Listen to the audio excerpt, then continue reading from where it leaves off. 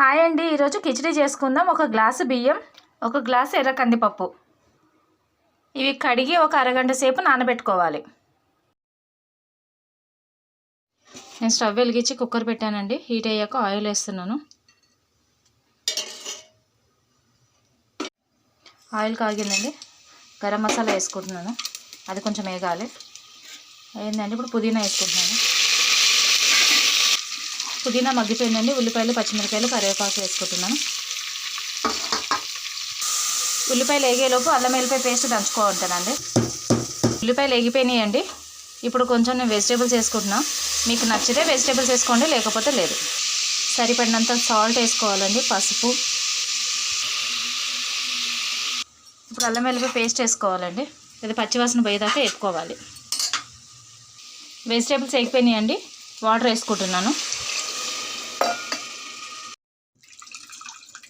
నీళ్ళు మసులుతున్నాయండి. ఇప్పుడు నానబెట్టుకున్న బియ్యం వేసుకుంటున్నా. బియ్యం వేసుకున్నాను. ఇప్పుడు కొత్తిమీర వేసేసి కలిపి ఒకసారి మూత పెట్టుకొని 3 విజిల్స్ రానియాలి. 3 విజిల్స్ అయిపోయిందండి. స్టవ్ ఆఫ్ చేస్తున్నాను. విజిల్స్ అయిపోయిందండి. ఒకసారి ఓపెన్ చేసి చూద్దాము.